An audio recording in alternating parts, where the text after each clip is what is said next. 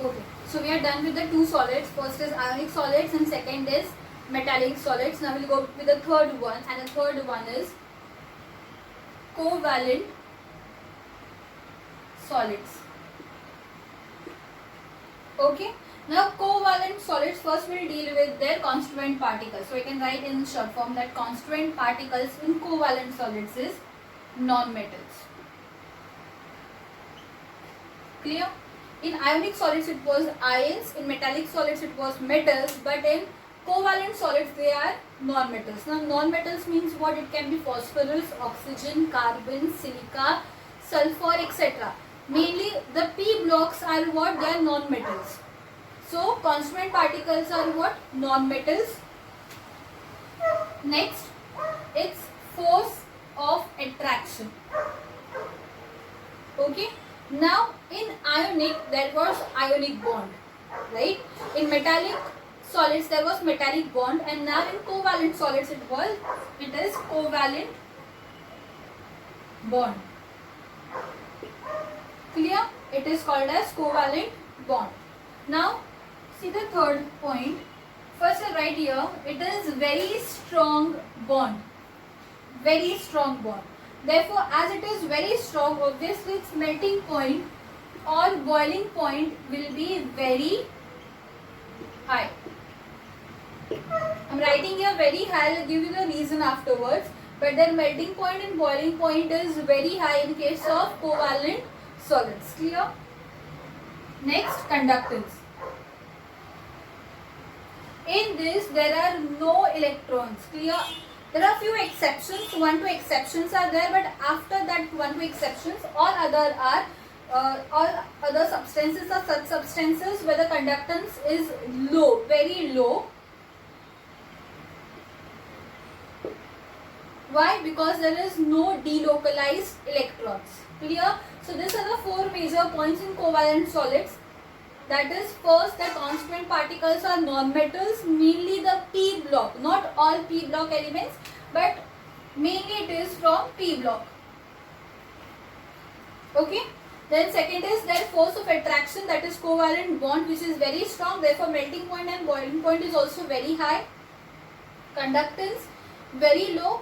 There is one exception, but it conducts electricity. But now in conductance, if we generalize the whole covalent solids, then the conductance is very low. Now this, take a screenshot of this, and then we'll go to the types of covalent solids.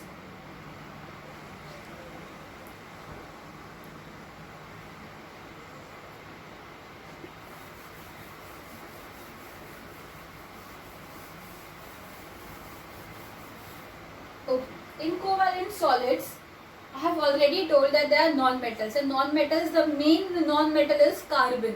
And there are many compounds of carbon. So we'll distinguish between the different types of covalent bonds. In that, the very first is made up of carbon, and that is diamond. Okay. So in this, the very first point will be, it is allotrope of carbon. Now allotrope means what? Allotrope means what? Form. It is one of the form of carbon.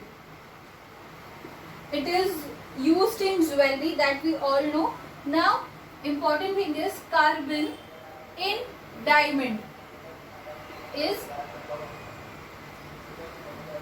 sp3 hybridized, right?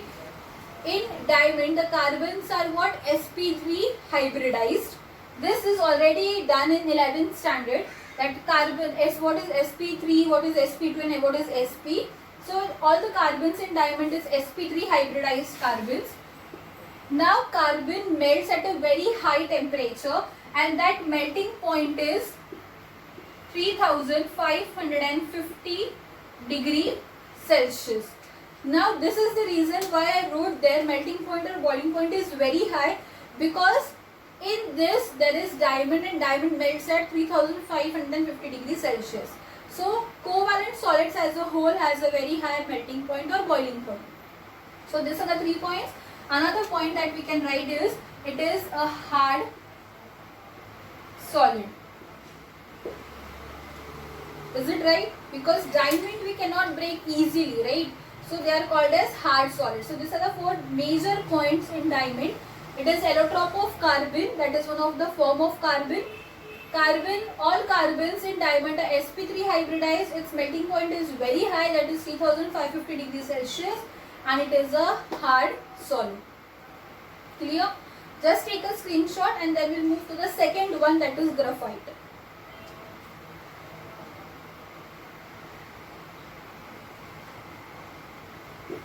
I hope you have taken the screenshot. So we'll go with the second part, and that is graphite.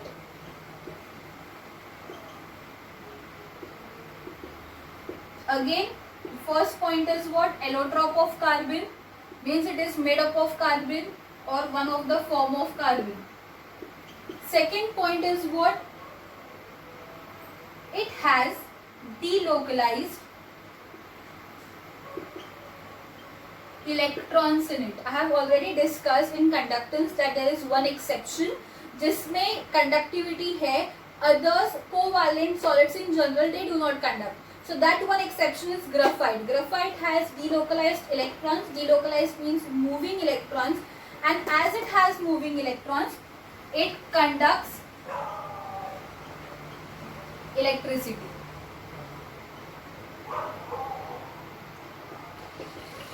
Okay, it conducts electricity.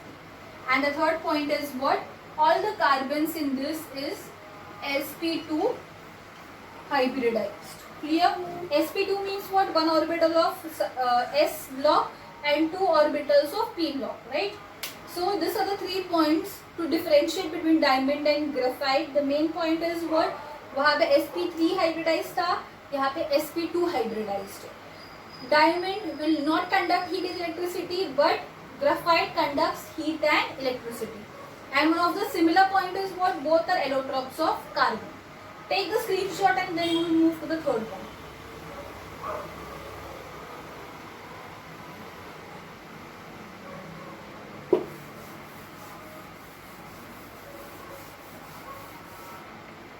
Okay.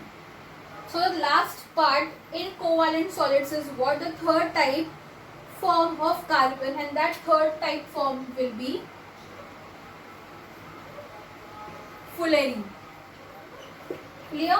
So carbon की 3 allotropes है. First diamond, second graphite, third fullerene. Now in this all carbons, first point the same allotrope of carbon, so I will not repeat that. In that the first point is all carbons are sp2 hybridized, same as graphite. Clear? sp2 hybridized. मतलब सिर्फ diamond है, that is sp3, others two are sp2 hybridized. Second point is it is a football shape. Football, all I can say that saucer ball shape structure, and it has a formula C60. Now C means what here? C means carbon, and 60 means there are 16 total carbons are 60, so it is called as C60. कभी-कभी fullerene is also called as C60. Clear? And third point is it has pentagons and hexagons. Now penta means what? 5 and hexa means 6, right? So penta will be like this and hexa will be where there are 6 carbon atoms. So one carbon, second, third, fourth and fifth. So it is pentagon. Clear? And here 1, 2, 3, 4, 5, 6. So it is hexagon. Okay? This pentagon and hexagon, they are adjacent to each other and they form a football shaped structure, that is of C60. Clear? So this were the 3 major solids which we have discussed in types of solids.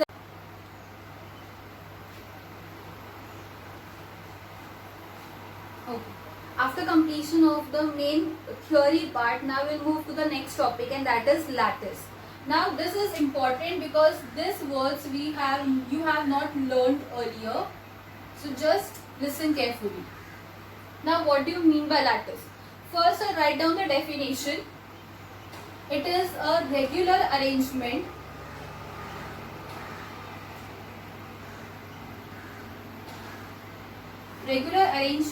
of constituent particles. Okay, regular arrangement of constituent particles in 3D is called as lattice. I'll explain you by drawing a diagram, but just remember this definition. What is lattice?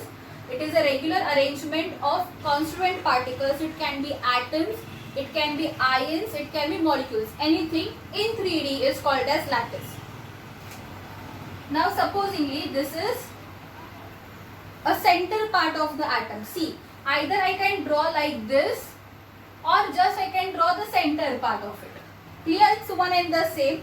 So I will draw this only the center part and not the whole sphere or whole atom. Okay?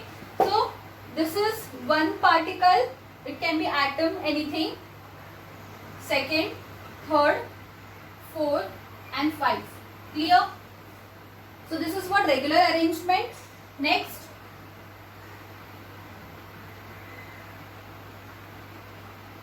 clear? Again we'll draw next line. I hope you can see this properly.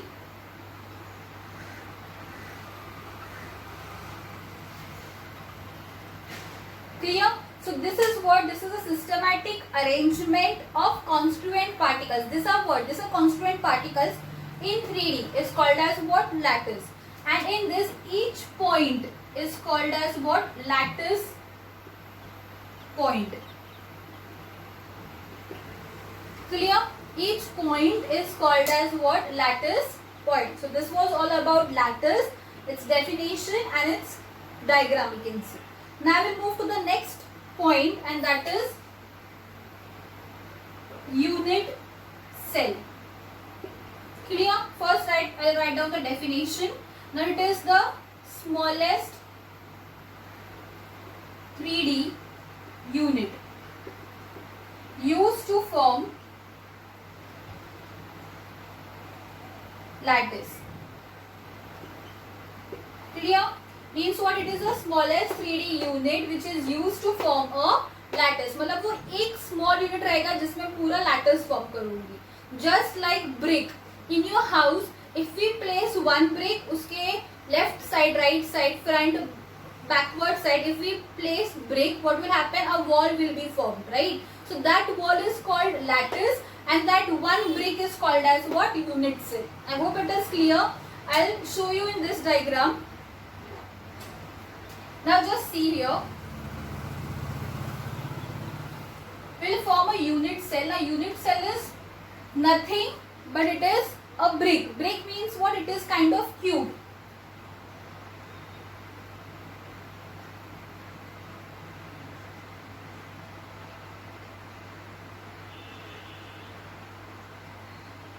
Here it is kind of cube. So this is what? This is one unit cell.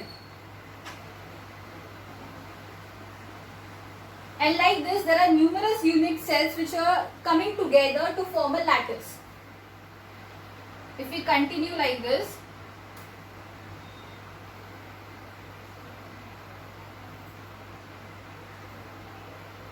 now these are two unit cells, right? So such kind of unit cells, they come together and they form a lattice. So I think this much is very clear.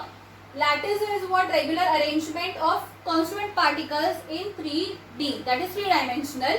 So this were what? Constituent particles, and this is lattice point. Okay, each point is called as lattice point.